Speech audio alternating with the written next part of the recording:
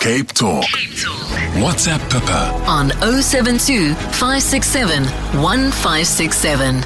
It is time to wander the world, and today we're wandering very much in our own backyard because we are exploring some of the most exciting places to go rock climbing in the Western Cape. And before I introduce my guest, I wanted to throw this open to the audience. If it's something that you do, that you're passionate about, and you want to talk to us about your favourite climbs and the parts of the Western Cape that you think every climber needs to visit, we'd love to hear from you. If you want to share from us your most treasured memory of climbing, anything like that, please do send through a WhatsApp to 072 567 1567. If you are already deeply involved in the climbing community, then my guest is going to be no stranger to you, I suspect, because our guide for this conversation is somebody who knows our mountains very, very well indeed. Tony Lourens has been involved in climbing and mountaineering for more than 45 years now. He is passionate about everything to do with the sport of climbing. He is the publisher and editor of SA Mountain magazine. He's also a regular contributor to international climbing journals, and just this last month has released the most beautiful new hardcover book called Great Rock Climbs of the Western Cape, which showcases 75 classic routes. And Tony, thanks for popping into studio in the midst of, I know, a frantic schedule of book launches in support of this book. Great to have you with us. Hi, Pippa. And thank you. It's a huge pleasure. Tony, before we talk about the book, let's talk a little bit about your own climbing journey, because I gather you were only 13 years old the first time you got involved. Yes, indeed. I was 13. I was at school. Yeah. I was useless at mainstream sports. So our school had these various clubs, and one of the clubs was a club that took kids up into the, on easy scrambles up into the mountains, like, the mountain club. Okay. And that's where the seed was planted. That's where it all started, yeah. With easy scrambles, I have to say, looking at some of the photographs in this book, you've gone way beyond easy scrambles since then. But I mean, that's the way to get somebody's interest piqued and let them start with the easier, more approachable routes before they move on to the big stuff. How rapidly did you progress from scrambles in the mountains to climbing up vertical faces? Well, in those days, starting climbing then and starting climbing now is not the same game at all, because in those days we didn't have what we call now sport climbing, which is climbing with bolts on crags, which is like rock walls. In those days we didn't have any of that, so you would start with scrambles and easy rock climbs, mainly with the mountain club, etc., and then you'd go out with people and then you would sort of improve like that. Nowadays, of course, with all the indoor climbing gyms, sport climbing, as they call it, it's a lot simpler to get into, to rock climbing, and also it's a lot easier to improve quickly. Yeah. What else has changed? I mean, I'm thinking of safety mechanisms and harnesses and bolts and ropes, and the way you climb today, I would guess, probably looks quite different from the way you climbed back then. Yeah, sure. When I started climbing, we didn't have harnesses. We didn't really have good shoes to climb in, and the actual gear that we used was very sort of old-fashioned and like limited. Nowadays, of course, the gear is really high-tech. The harnesses that you get these days, the shoes, the rubber is really sticky, and the gear that they've got is very high-tech for like these the camming devices, etc., which we didn't have in those days. So I mean, 45 years, obviously you're going to see a lot of change and development, and I mean, it sounds like the sort of safety awareness is on another level now. In all your years of climbing, Tony, have you ever had near misses or injuries or falls or anything like that, or has safety been something that you've kept on top of? I think climbing is quite a broad game, so you can like put yourself where you want to in the risk part of climbing. You can top rope, for all your life, and it's really really safe. You can lead on sport, you can lead on trad climbing with gear, you can go alpine climbing, and you can decide where you want to place your risk. So I've never really had any close calls. Okay. Touch wood. But touch wood, yeah. But what I wanted to say about climbing. Sorry, that's what I was getting to. Like falling. So when I started climbing, and in the 70s and the 80s and thereabouts, you didn't really want to fall because the gear wasn't really good. But now with sport climbing on bolts, etc., falling is a part of the sport. Okay. So learning to fall the right way is part of the skill. Exactly, yeah. Sure. Learning to fall right. And not only learning to fall physically, but mentally as well. I was going to ask you about that because, there's such an interesting description in the foreword to this book that Andrew de Klerk wrote, where he sort of spoke about that issue, about what makes climbing so compelling and satisfying. And let me just read to you, in fact, it says, it serves no practical purpose, it offers no tangible reward, yet we return to it again and again. And I loved his description of why you do it, and the mental challenge is a huge part of that. It's not just about being able to say, I got to the top of the climb. No, you want to tell us a little bit more about why you do it? The mental challenge, when people ask me about climbing, they always say, oh, do you climb? Oh, you've got to be so strong. You don't have to be strong at all to start climbing. Yeah. So anyone can start climbing. But the most important thing is the head. If you haven't got the head for heights or to get off the ground, you're not going to go anywhere. So it starts in the head and it remains in the head always. So when you're climbing on bigger stuff, harder stuff, it's always a mind game. Yeah. So the mind will decide whether it's going to work for you or not. Yeah. And then afterwards, the fitness, the technique, the strength, all obviously help. But the mind is the huge, player. The biggest boulder you've got to get over. Yeah, exactly. So full confession, my mind is not up to the challenge. I'm terrified of heights. I drove over Bairnskloof this weekend, and just the drive was enough to have me feeling physically nauseous. Is it possible to overcome that kind of fear? I think everyone is scared of heights. Obviously, it varies.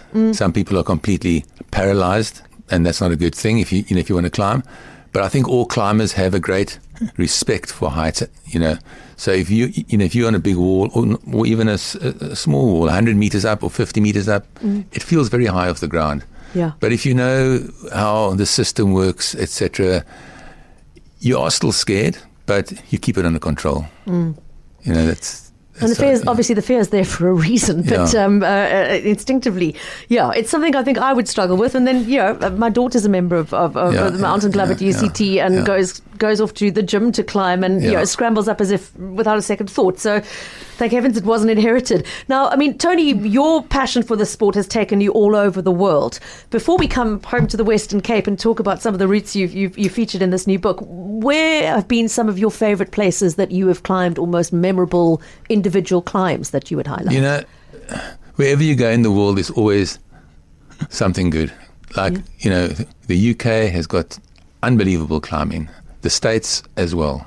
Europe, all over, Italy, France, Germany, you name it, they've got fantastic climbing. There's the Alps as well, if you want to take it to a higher level.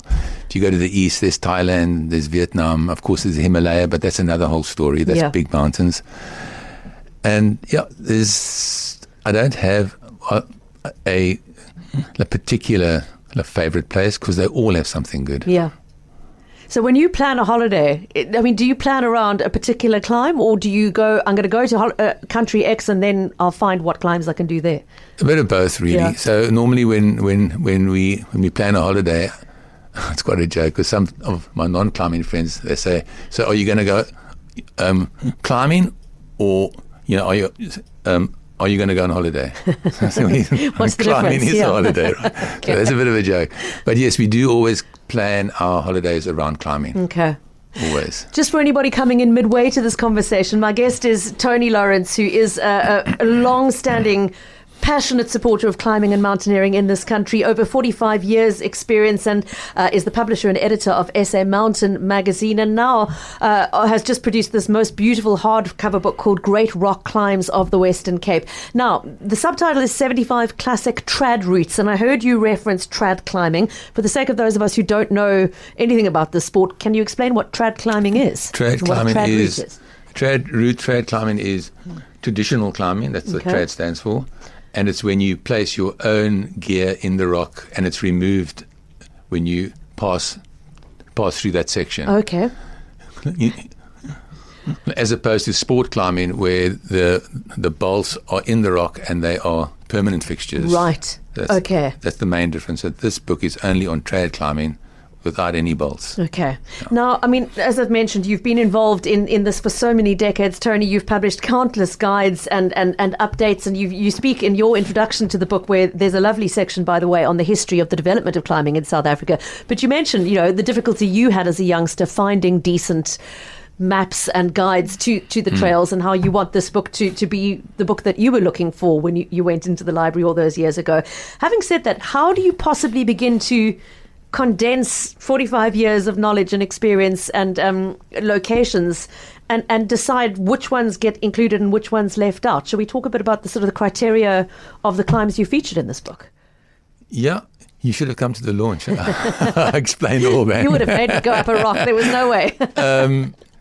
Yeah, so it's basically the quality of the routes that was a big factor. Okay. Look, there are thousands of climbs in the Western Cape, and there are hundreds and hundreds of really good climbs. But you obviously can't put hundreds and hundreds of climbs in a book. It'll be, it's too thick. So I had to shave that down, and I didn't do that alone. I did ask respected climbers, what they thought were their favorite or classic routes, etc., and then sort of over time I sort of whittled it down. Yeah. So to a list. Okay, and the list takes us from hikes here in the Cape Peninsula into the Cedarburg, into the Winterhoek, the Bunhoek, to Toyscliff area, the Hex River Mountains. Montague, I know, is a part of the world that you're very fond of, so there are a couple featured there and beyond. Looking at the index and the introduction, what struck me first before anything else in this book was the names of these routes. There is a hike called Champs-Élysées. There is one called Touch and Go. There are hikes called Dracula Frankenstein, and sorry, climbs, not hikes, emphasis here. There's King Kong. I mean, the names are absolutely delightful. I don't even want to think about what the one called Hallucination must be like. Who gets to name a route? So the people who first climb the route, okay, they get to name it. Or the first person to do it, they get to name it. And it's normally named after their experience, or something that's happened in their life, or music that they really like, or a favorite movie, or whatever the case is. So it's quite broad, the reason why they would name it, but the first people to climb the route get to name it. Okay. So I think the stories for another day behind the origin of the bull shoot and the Joker smoker, the Fledermaus. I'm guessing there must have been bats involved in that one. Okay, I mean, just a marvelous aside there to check out the names of these hikes. Now, Anne is asking, with all due respect, I think intended, if you've been climbing for 45 years, does age start to become an issue? Do creaky joints make climbing more difficult? Yes, it does. It does. But the nice thing about climbing is that as long as you are healthy and you don't get too big, you can always climb. You just have to bring the grade of the climbing down. Yeah. So you can always walk, you just have to walk slower. You can always climb, you just have to climb easier, a bit slower. But you can still climb as long as you just keep yourself in check and your health stays good. Okay. Yeah. Tony, you mentioned the word grade, and for those who don't know how hikes and climbs are graded by difficulty, it's a numerical scale. Yes. Can you first explain what is the sum total of the grading scale available, and then talk to us about what range is covered in this book? Okay, so in South Africa, we have that scale. Mm-hmm. So if you go to the UK, it'll be a different scale. If you go to America, it'll be a different scale. Okay. If you go to Europe, it'll be a different scale. Every country has their own scale, and normally in guidebooks you'll have a comparison chart. Okay. So people who come from wherever, they can look at this grading system and say, okay, well it's equivalent to this. Okay. And it is an open-ended scale. Okay. So, but it's like pretty much, I wouldn't say at its absolute end, but the graph is very steep right now. It's like running the 100 meters in 9.8. You're not going to get 9. It's going to take a long time for it to get even slightly faster. It's the same with climbing right now. Okay. So what's the most difficult, highest grade climb? So what I've done with that book, and one of the sort of criteria that I used to choose the routes, I didn't want to put any very hard routes in. I wanted all the routes in that book to be climbable by passionate trad climbers. You didn't have to be the world's best trad climbers to climb those books. So I capped it at grade 20, which is a respectable grade in trad climbing, but in the big world of trad climbing, it is still a relatively sort of easy grade. Okay. If you compare it to the really hard stuff out there, but it's still quite a respectable grade to climb. Okay, so accessible, but with some more challenging routes. And then, yes, indeed. I mean, who is your intended user? Is this book intended for those who are already climbing to go out and discover new locations and extend their climbing repertoire, or do you anticipate that a novice will also be able to utilize it? I think it's very broad. I intend it to be a book to be found by kids that want to learn how to climb, and like I found those books in the library, as you mentioned earlier. Yeah. It was just like wonderful for me to find this and wow, look what's going on here. Yeah. That was a big thing that I wanted to put across, but also for climbers who want to go out and climb the best in the Western Cape. They can be from the Western Cape, they can be from upcountry, they can be from abroad. Yeah, I mean, I mentioned you're in the middle of a very busy book tour, which is taking you all over the country. And I said to Tony when he walked in, why host a book launch in KZN or Joburg for a Western Cape book? And his response was because the climbers come here specifically to climb our mountains. And I mean, Tony, do you hope that will apply to increasing international climbing tourism, if I can call it that way? Yes, I think so. I think if you go to the UK, they have a series of books like this one, which also feature the best rock climbs in the UK, which is what I used when I went to the UK to climb as like a Bible tick list. And I'm hoping that this will serve as one for climbers coming here. Yeah. Now, before we run out of time, I have to mention the photography. And I mean, again, my fear of heights makes it difficult for me to even page through some of these extraordinary photographs, capturing some, really hard to reach places. How have you collected the illustrations for the book? Well, that was one of the hardest things in the book is to get those kind of pictures.